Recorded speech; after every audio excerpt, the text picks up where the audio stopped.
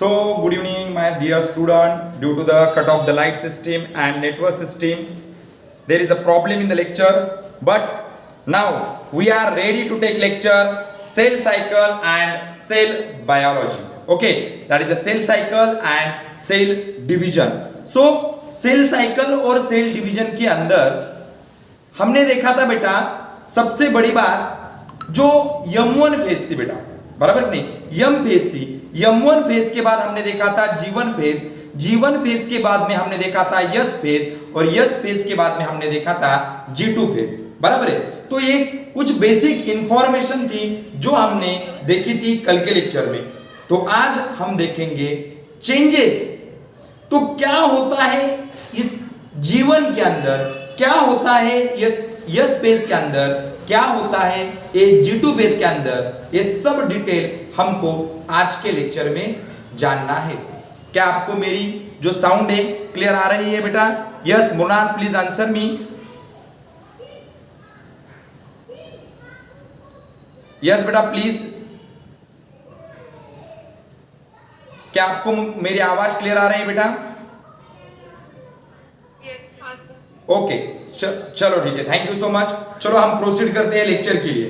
तो देखते हैं हम चेंजेस क्या होते हैं, चेंजेस। ओके चेंजेस, चलो तो पहला पॉइंट है बेटा G1 changes in the phases, changes in phase. आपको पता है हमारे पास 4 फेज है। पहली वाली फेज है हमारी G1 फेज, दूसरी वाली फेज है हमारी S फेज, तीसरी वाली फेज है हमारी G2 फेज और बाद में जो आती है फेज हमारी जिसका नाम है M फेज, बराबर। तो पहला जो फेज का नाम है बेटा, यहां पर मैं आपको पहला फेज का नाम लिख के देता हूं जिसका नाम है G1 फेज। देखिए G1 फेज बहुत ही इंपॉर्टेंट फेज। चलो ठीक है, तो क्या होता है इस G1 फेज के अंदर? इस G1 फेज के अंदर होता है बेटा ग्रोथ। देखिए G1 नाम ही है उसका G1 फेज। देखिए सेल साइकिल बहुत ही इंपॉर्टेंट है बेटा। हमारे बहुत से टॉपिक 12th के टॉपिक डिपेंड है यहां पर cell cycle and cell division के ऊपर, इसीलिए बहुत प्यार से आपको ये टॉपिक में समझा रहा हूं बेटा। तो ध्यान दीजिए G1 फेज है बेटा। G1 फेज बोले तो क्या रहती है बेटा? Growth phase. देखिए यहां पर मैं आपको एक एग्जांपल देता हूं। सपोज दैट ये सेल है, तो इस फेज में क्या होगा? इस सेल की ग्रोथ होगी। देखिए ये यहां पर मैं नन्ही सी छोटी सी प्यारी सी एक सेल बनाई है, लेकिन G1 फेज में इस सेल की ग्रोथ होती है। ये बहुत ही इंपॉर्टेंट पॉइंट है बेटा। G1 फेज में इस सेल की क्या होती है बेटा? ग्रोथ होती है, बराबर। तो मुझे एक बात बोलो, अगर मैं बोलता हूं कि G1 फेज के अंदर ग्रोथ होती है, अभी एक बात बोलो, मैंने आपको कल ही बोला कि जब मैं छोटा था तब मैं जायगोट था। मम्मी के पेट के अंदर जब मेरी पहली सेल बनी तब मैं जायगोट था, लेकिन जायगोट से अब मैं बहुत बड़ा बन गया, बराबर है। तो यहां पर क्या हो गया, मेरी ग्रोथ हो गई। लेकिन यहां पर ग्रोथ किस फेज में होती है? तो हमारे G1 फेज में होती है, बराबर। तो ग्रोथ के लिए स्पेशली क्या चाहिए बच्चों? ग्रोथ के लिए चाहिए फूड।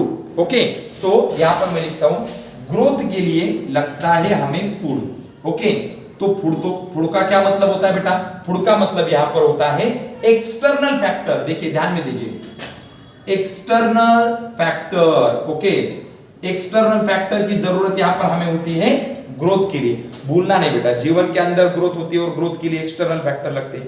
और क्या चाहिए ग्रोथ के लिए? देखो पहला था चाहिए फूड, दूसरा क्या चाहिए हमें ग्रोथ के लिए? दूसरे चाहिए हमें एंजाइम। ओके, हमें चाहिए एंजाइम। देखिए ओके, तो एंजाइम चाहिए। अभी आपको एक बात बोलता हूं, अगर सेल के ग्रोथ के लिए हमें एंजाइम चाहिए, अगर सेल के ग्रोथ के लिए हमें एंजाइम चाहिए, इसका मतलब G1 फेज में सेल जो है ये मेटाबॉलिकली एक्टिव है बेटा, एक्टिव। देखिए ये भूलना नहीं है आपने, G1 फेज में अगर सेल को एंजाइम चाहिए तो यहां पर जीवन फेज में सेल मेटाबॉलिकली एक्टिव है बेटा। बहुत ही इंपॉर्टेंट, बहुत ही बढ़िया पॉइंट यहां पर मैंने आपको लिख के दिया है। ओके, एनसीईआरटी बोलती है आपको, ओके क्या बोलती है एनसीईआरटी? एनसीईआरटी बोलती है आपको कि जीवन फेज में हमारी सेल मेटाबॉलिकली एक्टिव रहती है, बराबर। तो एक बात बोलो, एंजाइम जो रहते बेटा वो प्रोटीन से बनते बेटा। एंजाइम कैसे बनते बेटा? प्रोटीन से बनते, बराबर है। इसका मतलब क्या हुआ? इन G one phase protein synthesis occur. इसका मतलब यही होता है बेटा कि जीवन फेज में प्रोटीन का सिंथेसिस होता है। तो यहां पर मैं लिख के देता हूं, in G one phase protein synthesis occur. देखो प्रोटीन का सिंथेसिस होता है। देखो अगर आपसे कोई बोलता है प्रोटीन सिंथेसिस ऑकर, ओके, अगर आपसे कोई पूछता है बेटा कि कोटेकर सर ने आपको बोला कि सेल साइकिल और सेल डिवीजन के अंदर जीवन होता है, सेल साइकिल सेल डिवीजन के अंदर यस होता है, G2 होता है, बाद में यम होता है, लेकिन जीवन में कौन से चेंजेस हमारे जीवन में नहीं बेटा, सेल के जीवन में बेटा, सेल की जो फेज है ना बेटा, जीवन वाली फेज, उस फेज के बारे में बात कर रहा हूं बेटा। तो उस जीवन फेज में कौन से चेंजेस हमें पाए जाते हैं, ये मेरा सवाल। यहां पर उसका आंसर भी मैंने आपको दिया है कि जीवन में क्या होता है, सेल की ग्रोथ होती है, ग्रोथ होने के लिए फूड लगता है, फूड लगता है माने क्या होता है, हमें एक्सटर्नल फैक्टर की जरूरत रहती है। दूसरी बात मैंने आपको बोली कि जीवन फेज में सेल को ग्रोथ होने के लिए एंजाइम्स लगते बेटा, बराबर है कि नहीं? तो एंजाइम्स चाहिए, इसी का मतलब जो हमारी सेल रहती बेटा जीवन फेज में मेटाबॉलिकली एक्टिव रहती बेटा, बराबर है कि नहीं? तो आपको पता है जो एंजाइम्स रहते बेटा, ओके, वो तो प्रोटीन से बनते बेटा। इसका मतलब यही होता है कि जीवन फेज में जब प्रोटीन बनेंगे तभी तो एंजाइम बनेंगे, और जब भी एंजाइम बनेंगे तब तो सेल मेटाबॉलिकली एक्टिव रहेंगी, और जब मेटाबॉलिकली एक्टिव सेल रहेंगी तभी तो सेल की ग्रोथ होगी बेटा। Are you getting my point? Okay, तो ये सब आपको राइट डाउन करने का है। Write down please.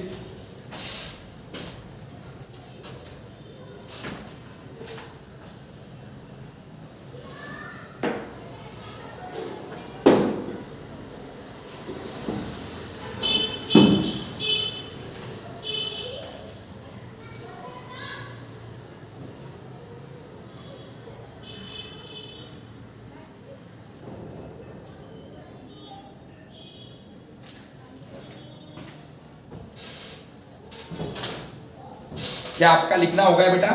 यस बोलिए। Yes sir. Thank you so much. Okay चलो, तो अभी हमारा जीवन खत्म नहीं हुआ है बेटा। देखिए जीवन में क्या क्या है, मैंने आपको अभी बोला कि आप मैं यहाँ पर रफ कर देता हूँ, ठीक है जी। आपको तो पता है जीवन में सेल की ग्रोथ होती है, बहुत ही इंपॉर्टेंट पॉइंट है। ओके, दूसरा पॉइंट यहाँ पर क्या बोला है देखते हैं। ओके,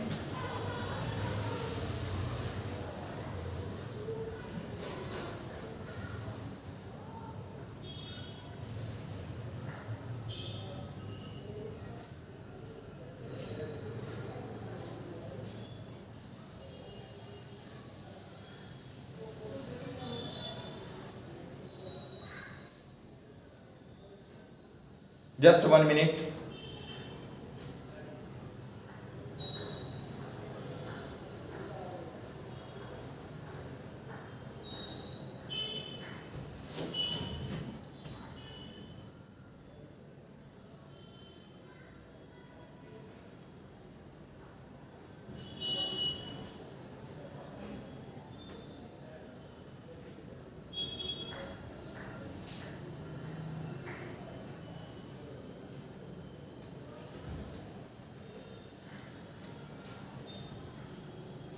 इंटरनेट का कनेक्शन जो है बेटा बहुत ही पुअर है यहाँ पर। ओके चलो नो प्रॉब्लम, हम आगे बढ़ते हैं बेटा। ओके चलो, आपको आवाज आ रही बेटा ठीक से? बोलिए मुझे। Yes sir. चलो ठीक है, थैंक यू। ओके, तो मैंने आपको बोला अभी कि क्या होता है जीवन के अंदर एंजाइम्स रहते बेटा जो सेल को मेटाबॉलिकली एक्टिव रहने देते। तो एंजाइम रहते, इसका मतलब यहां पर प्रोटीन का सिंथेसिस होता है। तो मैंने अभी आपको एक स्टेटमेंट भी लिख के दिया कि जीवन फेज में प्रोटीन का सिंथेसिस होता है। तो प्रोटीन का सिंथेसिस होता है माने क्या होता है बच्चों, ध्यान से सुनिए। यहां पर देखो डीएनए जो रहता है ना बेटा, वो कभी भी बनाता है एमआरएनए को बेटा, एमआरएनए को। और जो mRNA रहता है ना बेटा वो बनाता प्रोटीन को। ये मैंने आपको बहुत ही इंपॉर्टेंट ये डायग्रामेटिक रिप्रेजेंटेशन है यहाँ पर। तो डीएनए mRNA को बनाना इसे कहते हैं बेटा ट्रांसक्रिप्शन। ओके, इसे कहते हैं ट्रांसक्रिप्शन। और बाद में mRNA प्रोटीन को बनाता है, इसे कहते हैं ट्रांसलेशन। बहुत ही इंपॉर्टेंट चीज मैं आपको यहां पर बोलने जा रहा हूं। ओके, और ये टोटल जो डायग्रामेटिक रिप्रेजेंटेशन है ना बेटा इसे कहा जाता है central dogma of protein synthesis. Protein synthesis, बराबर। तो यहां पर क्या होता है, प्रोटीन बनता है, बराबर है नहीं। अब मैंने अभी आपको बोला कि जीवन फेज में प्रोटीन बनता है। क्यों बनता है प्रोटीन? क्योंकि वहां पर एंजाइम की जरूरत रहती है। और अगर हम एंजाइम बोलेंगे तो एंजाइम तो प्रोटीन की सिवा नहीं बनेंगे, बराबर है। तो पहले तो क्या बनने वाला है, प्रोटीन बनने वाला है, बाद में एंजाइम्स बनेंगे। और एंजाइम्स की वजह से यहाँ पर जो हमारी सेल है बेटा वो मेटाबॉलिकली एक्टिव रहेंगी, बराबर। तो एक बात बहुत ही इंपॉर्टेंट है यहाँ पर, जीवन जो फेज है ना बेटा, जीवन फेज जो हमारी जीवन फेज है ना बेटा, जीवन फेज, ये जीवन फेज में एक चीज होती है बेटा जो बाकी फेज में नहीं होती। वो क्या होता है, G one phase depend upon external and internal factor. देखिए, G one phase depend upon external and internal factor. देखो ये बहुत इंपॉर्टेंट है, इसको याद करना है बेटा आपको, बराबर। जो जीवन फेज होती है बेटा वो एक्सटर्नल और इंटरनल ये दोनों फैक्टर पे डिपेंड रहती है बेटा। ध्यान से सुन बेटा, इंटरनल और एक्सटर्नल फैक्टर पे डिपेंड रहने वाली एक ही फेज है हमारे बॉडी के अंदर जिसका नाम है जीवन फेज। ओके, और बाकी अगर देखा जाए बाकी भी हमारे पास फेजेस है बेटा। हमारे पास G2 है, हमारे पास यस फेज है, हमारे पास यम फेज है। लेकिन बाकी जो फेजेस रहते हैं ना except G one phase, all other phase depends upon internal factor. देखो, except G one phase, all other phases depends upon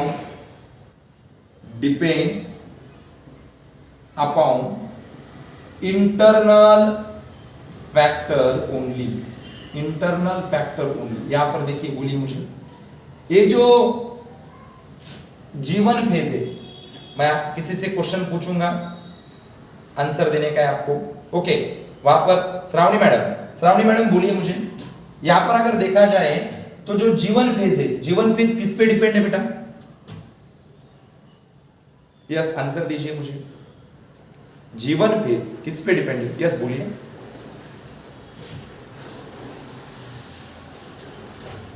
I am not getting your sound बेटा, please tell me the answer. बोलिए, जीवन फेज किस पे depend है? Yes,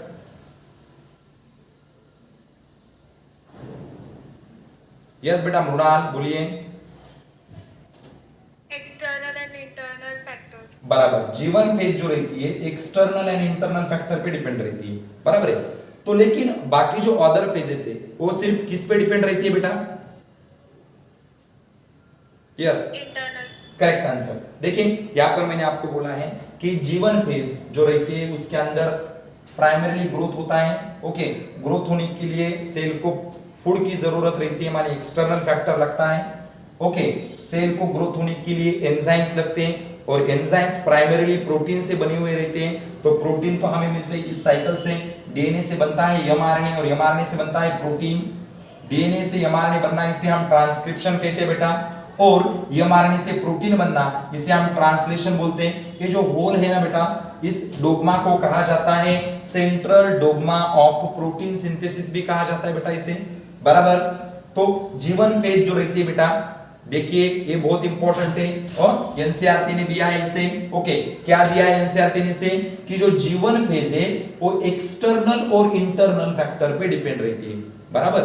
लेकिन बाकी जो phases है ना बेटा, बाकी फेजेस सिर्फ और सिर्फ इंटरनल पे डिपेंड है, एक्सटर्नल पे नहीं। लेकिन जीवन का ऐसा नहीं है, जीवन फेज इंटरनल पे भी डिपेंड रहती है और एक्सटर्नल फैक्टर पे भी डिपेंड रहती है, बराबर।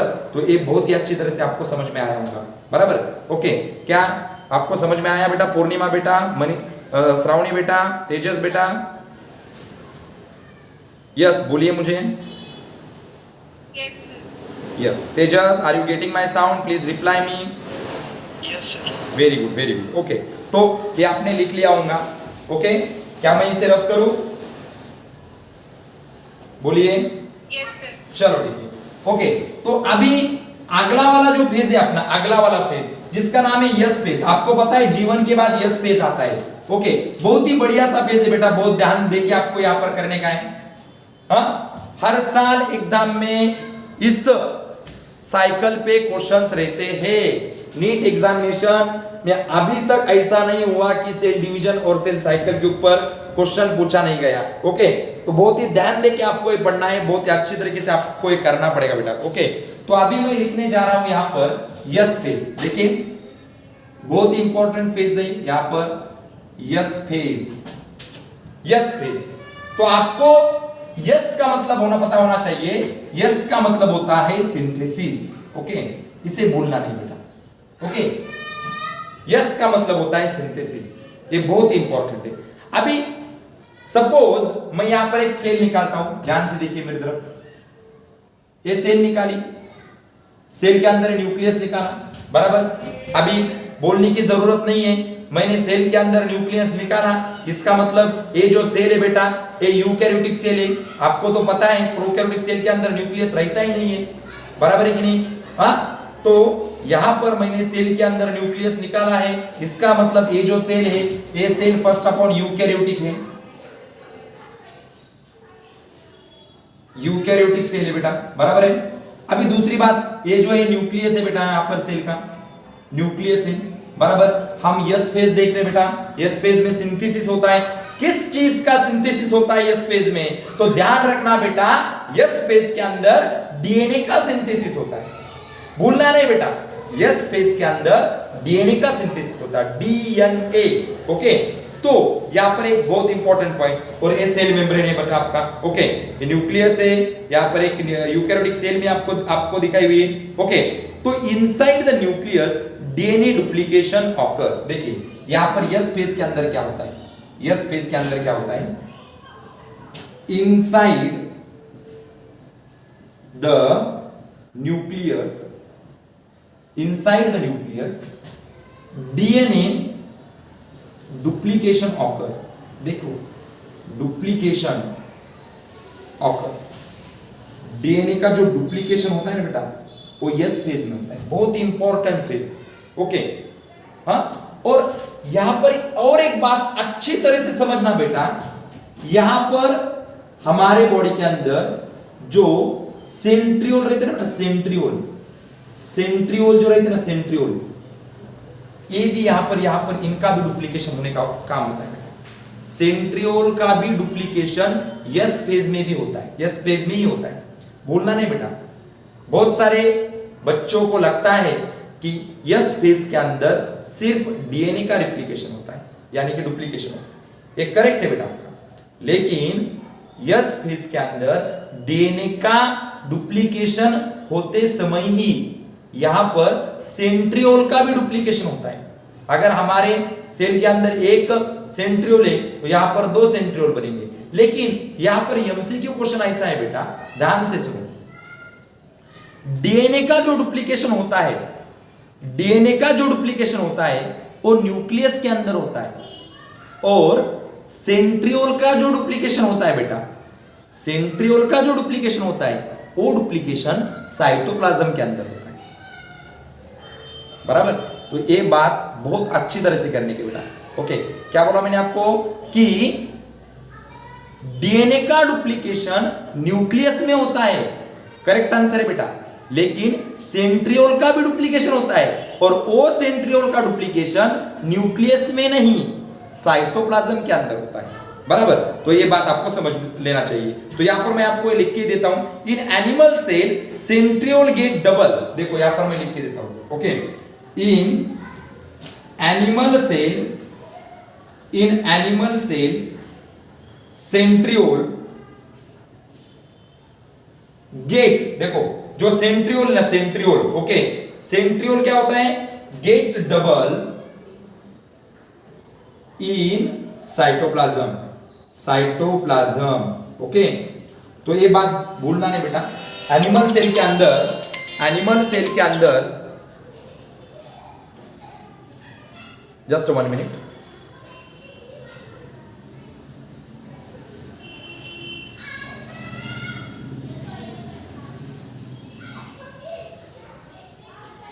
यहां पर भूलना नहीं बेटा कि एनिमल सेल के अंदर सेंट्रियोल का जो डुप्लीकेशन होता है, एनिमल सेल के अंदर सेंट्रियोल का जो डुप्लीकेशन होता है ये साइटोप्लाज्म के अंदर होता है। किसके अंदर होता है? साइटोप्लाज्म के अंदर। ओके, चलो ढंग से लिख लो इसे, अच्छी तरह से लिख लो बेटा यहां पर।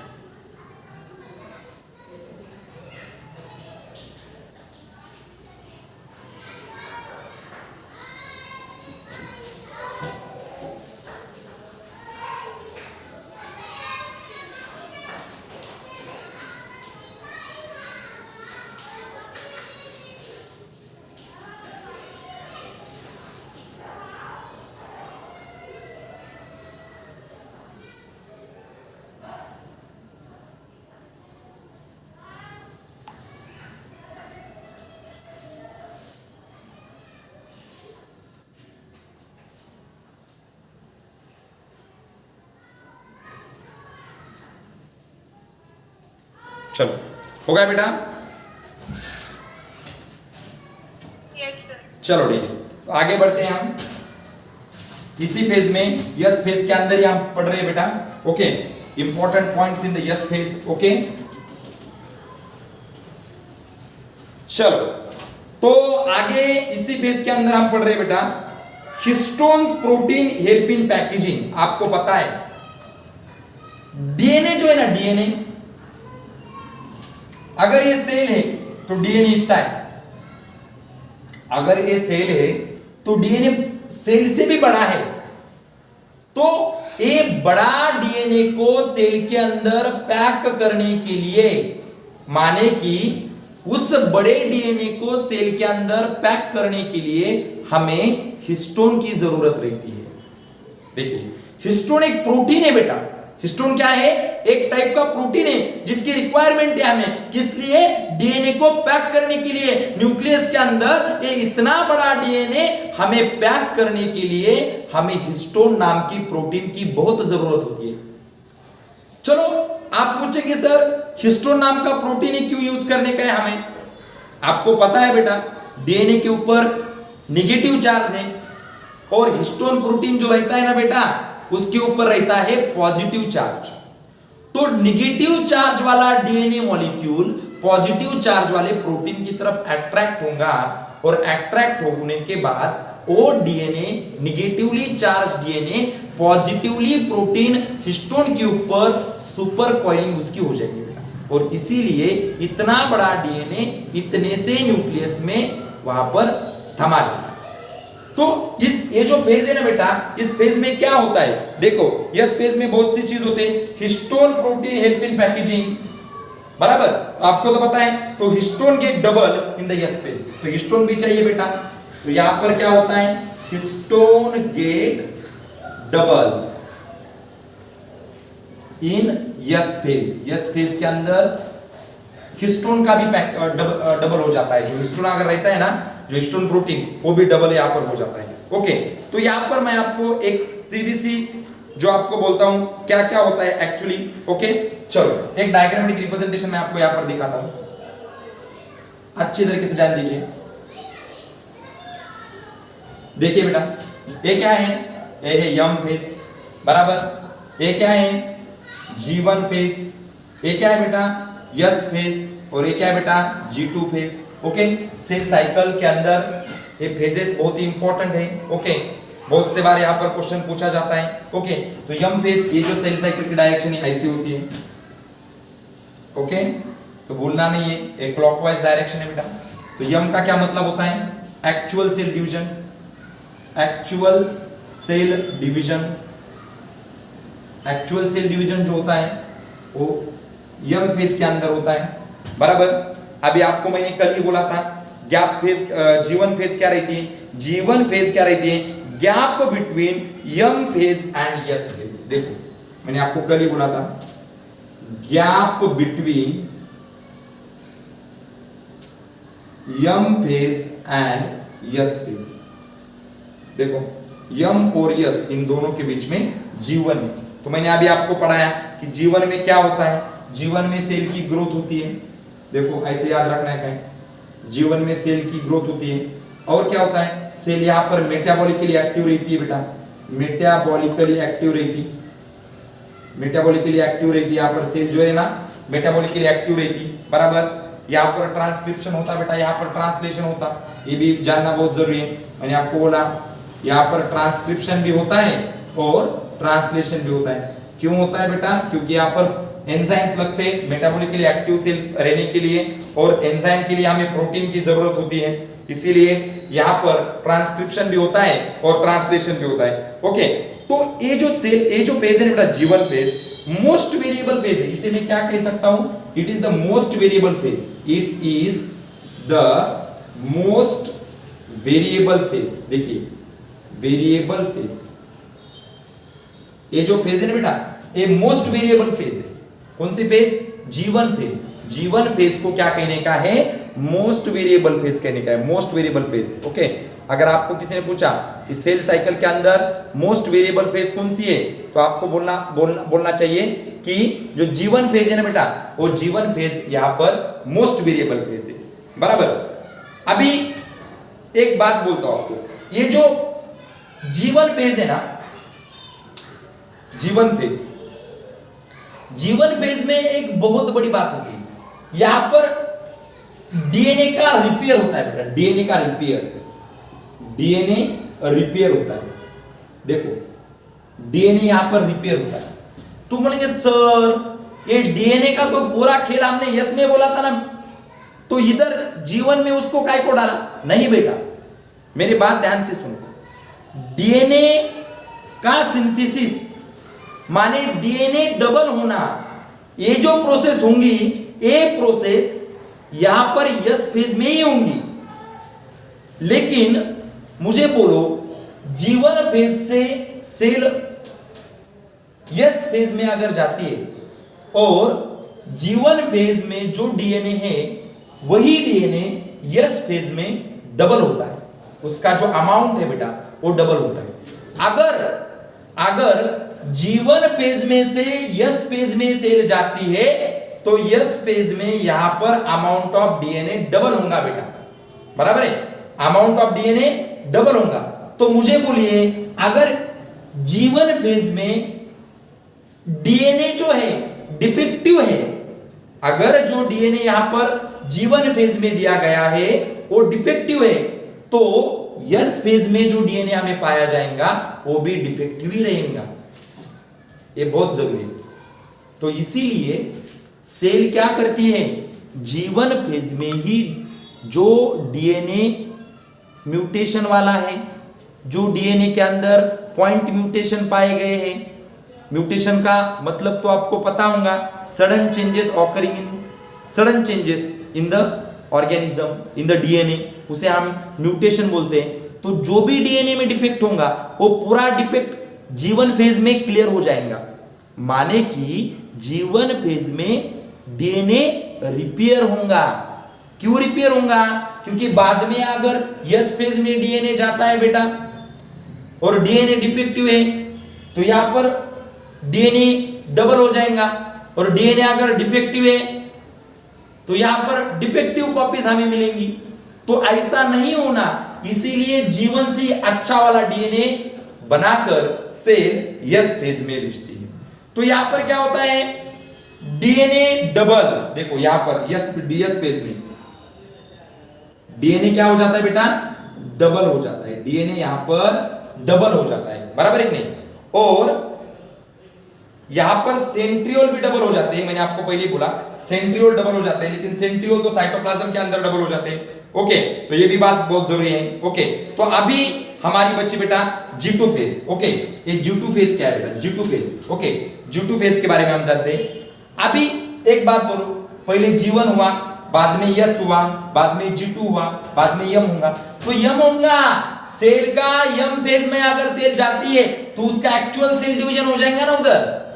तो G2 फेज में क्या होता है, cell prepared for the M phase, यहां पर लिखता हूं मैं, cell prepare for M phase, M phase के लिए सेल प्रिपेयर होती है, ध्यान में रखो, क्योंकि G2 के बाद तो यम ही आता है ना, बराबर है कि नहीं, तो G2 के बाद अगर यम आता है तो G2 में क्या होगा, यम फेज में जाने के लिए सेल प्रिपेयर होंगे बेटा, बराबर है कि नहीं, यम फेज में जाने के लिए सेल प्रिपेयर होंगी। और एक यहां पर बहुत ही इंपॉर्टेंट है जो मैं आपको यहां पर बोलूंगा अभी, जो एक प्रोटीन रहता है बेटा, जो स्पिंडल फॉर्मेशन में बनाने में इंपॉर्टेंट रहता है, तो ट्यूबुलिन नाम का एक प्रोटीन है बेटा, ओके, तो वो G2 फेज में बनाया जाता है, ओके, तो एक बहुत ही इंपॉर्टेंट है, ओके, ट्यूबुलिन नाम का प्रोटीन है, tubulin protein is synthesize in G2 phase. देखो मैं क्या पढ़ रहा हूं, changes of phase, changes in phase, इस फेजेस में क्या क्या चेंज होता है, मैंने आपको बोला G1 फेज में क्या हुआ, मैंने आपको बोला S फेज में क्या हुआ, मैं आपसे बात कर रहा हूं G2 फेज में क्या हो रहा है, एक G2 फेज में क्या हो रहा है, ट्यूबुलिन नाम का प्रोटीन बन रहा है बेटा, ट्यूबुलिन नाम का प्रोटीन, एक ट्यूबुलिन नाम का प्रोटीन, हमें कहां पर जरूरत गिरेंगी इस प्रोटीन की, तो हमें जरूरत गिरेंगी इस ट्यूबुलिन नाम के प्रोटीन की, कहां पर, एग्जैक्टली स्पिंडल फॉर्मेशन के लिए, सेल डिवीजन के लिए स्पिंडल फॉर्मेशन होना बहुत ही जरूरी होता है, और इस स्पिंडल फॉर्म होने के लिए बराबर ट्यूबुलिन नाम का प्रोटीन फॉर्मेशन बहुत जरूरी है। तो ये ट्यूबुलिन नाम प्रोटीन सिंथेसिस या तो ट्यूबुलिन फॉर्मेशन हमें G2 के अंदर पाया जाता है। तो G2 फेज में और क्या होता है, आपको पता है माइटोकॉन्ड्रिया, क्लोरोप्लास्ट, इनका भी डिवीजन या G2 फेज में होता है बेटा, ओके, आपको पता है माइटोकॉन्ड्रिया भी होता है हमारे सेल के अंदर, बराबर है, माइटोकॉन्ड्रिया एंड क्लोरोप्लास्ट, ओके, प्लास्ट, इनका भी सेल डिवीजन, इनका भी डिवीजन यहां पर होता है, डिवीजन होता है। अगर आपको किसी ने पूछा कि G2 फेज में क्या होता है, तो आप बोलेंगे G2 फेज में सेल प्रिपेयर होती है यम फेज में जाने के लिए, G2 फेज में ट्यूबुलिन नाम का प्रोटीन पाया जाता है, फॉर्मेशन किस लिए, यहां पर स्पिंडल फॉर्मेशन बनाने के लिए। G2 फेज में क्या होता है, G2 फेज में होता है माइटोकॉन्ड्रिया और क्लोरोप्लास्ट का डिवीजन, माइटोकॉन्ड्रिया एंड क्लोरोप्लास्ट का डिवीजन। और एक बात इंपॉर्टेंट रखो बेटा, यहां पर जो सेल की जो ग्रोथ रहती है, ये ग्रोथ अभी तक कंटिन्यू है बेटा, ग्रोथ रुकी हुई नहीं है, ग्रोथ स्टार्ट कहां पर हुई बेटा, G1 फेज के अंदर, बाद में S फेज हुआ, और अभी हम लास्ट देख रहे हैं G2 फेज, बराबर, तो यहां पर ग्रोथ रुकी नहीं है, यहां पर भी ग्रोथ कंटिन्यू है बेटा, और यहां पर भी प्रोटीन का फॉर्मेशन होता है बेटा। तो मैं यहां पर लिख के देता हूं आपको कि प्रोटीन सिंथेसिस भी यहां पर होता है, प्रोटीन सिंथेसिस, ओके, तो इतनी सारी चीजें G2 के अंदर होती है। लेकिन G1 रहो, S रहो या G2 रहो, इन तीनों भी फेज में से सबसे वेरिएबल फेज कौन सी होती है, तो G1 होती है। ये बहुत ही इंपॉर्टेंट पॉइंट आपको मैंने यहां पर दिया है, बराबर। क्या आपको पूरा दिया हुआ समझ में आया बेटा, बोलिए मृणाल, तेजस, यस सर, ओके, चलो, यस सर, अच्छी तरह से समझ में आया बेटा,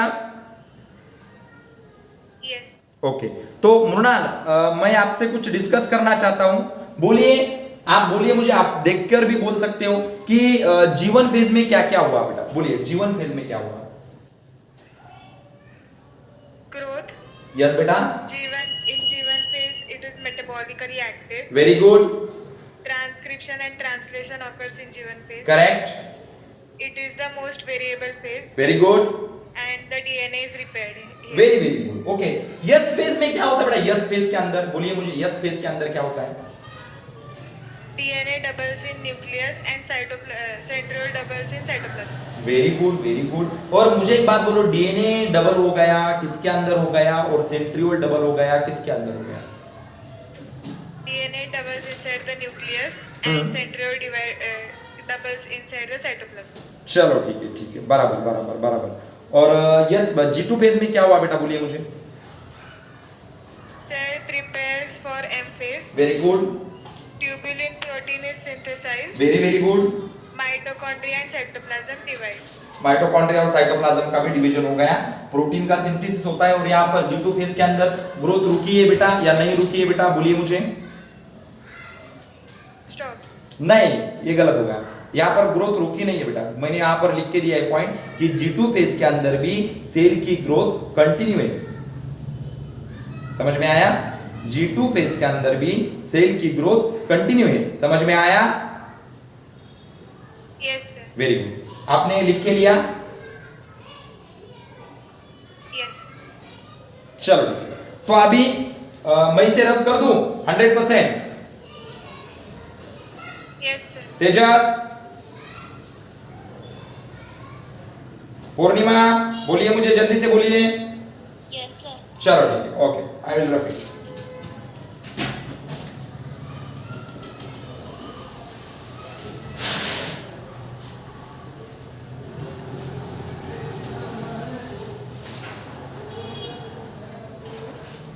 चलो तो अभी मैं एक इंपॉर्टेंट कंटेंट एनसीईआरटी में का ले रहा हूं यहां पर, जिसका नाम है G0 फेज। सर अभी तक तो तुमने इस फेज के बारे में नहीं बोला है, ये क्या होता है G0 फेज? देखिए G0 फेज क्या होता है, अभी मैं आपको दिखाता हूं G0 फेज। तो आपको पता है ये मैंने क्या निकाला, यहां पर होता है M फेज, यहां पर होता है G1 फेज, यहां पर होता है S फेज और यहां पर होता है G2 फेज। बराबर? तो ध्यान से सुनो बेटा, मैं आप यहां पर G0 फेज के बारे में क्या कह रहा हूं। G0 फेज को क्वेसेंट फेज भी कहा जाता है एनसीईआरटी के अनुसार। बराबर? तो मैं बोलता हूं यहां पर, ध्यान से सुनिए, यहां पर एक्चुअल सेल डिवीजन स्टार्ट हुआ, देखो यहां पर, बराबर है, और यहां पर सेल डिवीजन स्टॉप हुआ। क्योंकि आपको पता है actual cell division M phase में होता है। Actual cell division occurs in the M phase. तो एक्चुअल सेल डिवीजन की स्टार्टिंग होती है G2 के एंड पे और एक्चुअल सेल डिवीजन का एंड होता है G1 के स्टार्ट में। तो यहां पर मैं G2 के एंड को स्टार्ट लिखा और G1 के स्टार्ट को मैं स्टॉप लिखा। बराबर? ये बहुत जरूरी है। तो क्या होता है, सेल जब M फेज में आती है, M फेज माने एक्चुअल सेल डिवीजन उसका कंप्लीट होता है। एक्चुअल सेल डिवीजन कंप्लीट होने के बाद सेल यहां पर आती है G1 के अंदर आती है। तो सेल एक बार G1 के अंदर आ गई ना बेटा, सेल एक बार G1 के अंदर आ गई ना बेटा, तो उसके दो रास्ते हैं बेटा, ध्यान से सुनिए। पहला रास्ता ऐसा है बेटा, देखो सेल जब G1 के अंदर आती है तब उसके दो रास्ते हैं। पहला रास्ता ऐसा है, इंटर इंटू S फेज,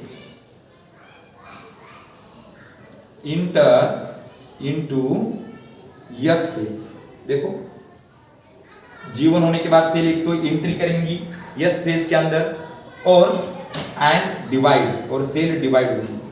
और दूसरा रास्ता ऐसा है बेटा, ओके, दूसरा रास्ता ऐसा है, सेल यहां पर परमानेंट होंगी, सेल परमानेंट होंगी। ओके, सेल क्या हो जाएंगे यहां पर, परमानेंट होंगी। और परमानेंट होने के बाद सेल का क्या होता है, डिफरेंशिएशन। सेल का क्या होगा यहां पर, डिफरेंशिएशन। ओके, लेकिन अगर सेल यहां पर एग्जिट हो गई, क्या हो गया बेटा, एग्जिट हो गई सेल, यहां पर क्या हो गया बेटा, एग्जिट हो गई, exit the cell cycle. Cell ने यहां पर सेल साइकिल में से एग्जिट हो गया, सेल साइकिल। ओके, तो इसे कहते हैं बेटा G0 फेज। ध्यान से सुनो बेटा, तो नीट में हर साल नहीं, लेकिन अभी तक 2 टाइम क्वेश्चन नीट में G0 फेज पे पूछा गया है। बराबर, 2 टाइम क्वेश्चन यहां पर G0 फेज पे पूछा गया है। ओके, तो non inter into yes phase not become permanent. यहां पर जो हमारी सेल है ये G पर भी नहीं जाती और परमानेंट भी नहीं होती। देखो मैंने आपको बोला एक बार यम फेज होने के बाद सेल जीवन में आती है, जीवन में आने के बाद उसको दो रास्ते दिखाई देते हैं। पहला रास्ता ये है, एक तो सेल जीवन में एंट्री करेगी, नहीं तो सेल परमानेंट होगी।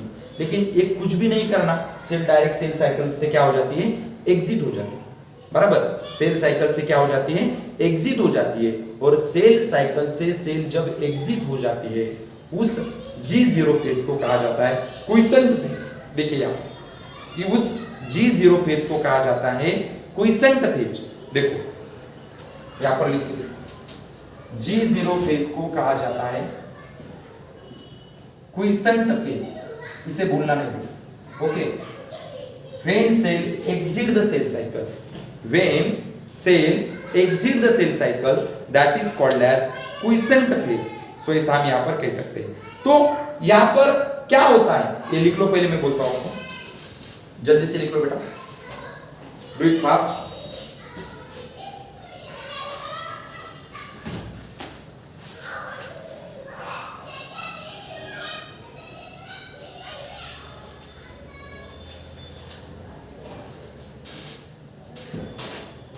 क्या आपका हो गया बेटा mural?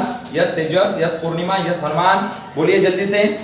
Yes sir. Okay, very good बेटा, वेरी गुड। ओके, तो मैंने अभी आपको बोला कि सेल जब जीवन में आती है तब उसके तरफ दो रास्ते होते हैं। एक तो क्या करेगी, सेल को यस फेज में डाल देंगी या तो फिर उसका परमानेंट हो जाएगी। तो G0 फेज में क्या होता है, तो मैंने अभी आपको बोला G0 फेज में ये जो होती है बेटा क्विसेंट स्टेज होती है, क्विसेंट स्टेज आती है उसके लाइफ में, क्विसेंट स्टेज आती है। दूसरी बात मैंने क्विसेंट स्टेज आती है, दूसरी बात मैंने बोला कि यहाँ पर जो सेल होती है, सेल होती है वो बाद में कभी भी डिवाइड नहीं होती, ये बात भूलना नहीं। जब सेल G0 फेज में माने कि क्विसेंट स्टेज में आती है वो सेल बाद में कभी भी डिवाइड नहीं होती। ओके, और सेल का जो सेल ग्रोथ है, सेल ग्रोथ GROWTH कभी भी नहीं होता बेटा, ये भी बहुत इंपॉर्टेंट है। G0 फेज में जाने के बाद सेल का ग्रोथ कभी भी होता नहीं है, सेल का ग्रोथ कभी भी होता नहीं है।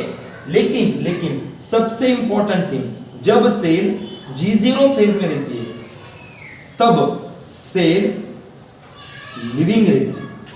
देखो ये बहुत इंपॉर्टेंट, G0 फेज में सेल जाने के बाद सेल डिवाइड नहीं होती, सेल का ग्रोथ नहीं होता, लेकिन सेल लिविंग रहती है बेटा। और एक बार बोलता हूं मैं आपसे, G0 फेज में जाने के बाद सेल डिवाइड नहीं होती, सेल का ग्रोथ नहीं होता, लेकिन जो सेल G0 फेज के अंदर है उसका सेल, वो जो सेल है वो सेल लिविंग रहती है। डिवीजन तो नहीं होता, उसकी ग्रोथ तो नहीं होती, लेकिन वो सेल लिविंग रहती है। इसे कहने का G0 फेज। अभी तक 2 टाइम क्वेश्चन नीट में इस G0 फेज पे पूछा गया है। ओके, तो हमारे पास क्या है, cell from the G0 phase come back to G1 phase but in the future कई बार आती है, कई बार आती नहीं, बराबर। हाँ, तो लिख लो बेटा ये G0 फेज को क्विसेंट स्टेज कहा जाता है। सेल डिवाइड नहीं होती, सेल का ग्रोथ भी नहीं होता और सेल लिविंग तो रहता है। हाँ, ऐसे रहती है G0 फेज, बराबर। लिख लिया बेटा मृणाल? चलो, तो अभी एक बात बोलो मुझे, अभी एक बात बोलो, G1 फेज और G0 फेज इन दोनों में डिफरेंस क्या है? हम अगर डिफरेंस निकालेंगे किसमें, एक तो हमारे पास है G1 फेज और दूसरी है बेटा हमारे पास G0 फेज, बराबर। तो इन दोनों में डिफरेंस क्या है बेटा, डिफरेंस क्या है? पहला डिफरेंस है हमारे पास यहाँ पर G1 फेज मध्ये ग्रोथ होते आणि G0 मध्ये नाही। ग्रोथ ऑकर, यहाँ पर ग्रोथ डज नॉट ऑकर, ये बहुत जरूरी है। दूसरी बात क्या है, क्या होगा जीवन में, जो होगा वो यस जीरो भी नहीं होगा। तो सेल जो रहती है बेटा, सेल यहाँ पर active, cell is active, cell यहाँ पर एक्टिव रहती है, मेटाबॉलिकली एक्टिव रहती है, बराबर है। तो इधर सेल जो रहती है बेटा, cell is metabolically inactive, metabolically inactive, okay. जो सेल रहती है वो मेटाबॉलिकली इनएक्टिव रहती है। लेकिन G1 फेज और G0 फेज इन दोनों में सेम क्या है? तो सेम है बेटा, इन दोनों में भी सेल लिविंग, इन दोनों में भी सेल कैसी बेटा? लिविंग है। देखिए मैं आपसे फिर से बोलता हूं, G1 फेज और G0 फेज इन दोनों में भी सेल लिविंग है, लेकिन G1 फेज में ग्रोथ होती है, G0 फेज में ग्रोथ नहीं होती है, बराबर। दूसरा पॉइंट है, G1 फेज में सेल एक्टिव रहती है, लेकिन G0 फेज में सेल इनएक्टिव रहती है। तीसरा अगर कह सकते हैं अपन, G1 फेज में अगर सेल आती है तो एक तो वो सेल डिवाइड होंगी या तो फिर परमानेंट होंगी, लेकिन G0 फेज में से सेल एग्जिट होंगे, बराबर। ये बहुत इंपॉर्टेंट है। तो आज हमने जाना है बेटा ये फेजेस के बारे में, माने कि इन सेल के अंदर चेंजेस क्या होते हैं, इन सेल के अंदर जो फेजेस हमें दिखाई देते हैं, जैसे कि G1 है, S है और G2 है, बराबर। इन सभी में क्या चेंजेस ये साइकिल होते समय दिखाई देते हैं, ये हमने आज जाना। कल मैं इसके आगे का पॉइंट जो कि बहुत ही इंपॉर्टेंट है हमारे माइटोसिस सीखने के लिए, जिसका नाम है ploidy and amount of DNA, बराबर। तो ये मैं कल के लेक्चर में बताऊंगा, ये राइट डाउन कीजिए, मैं आपसे बात करूंगा।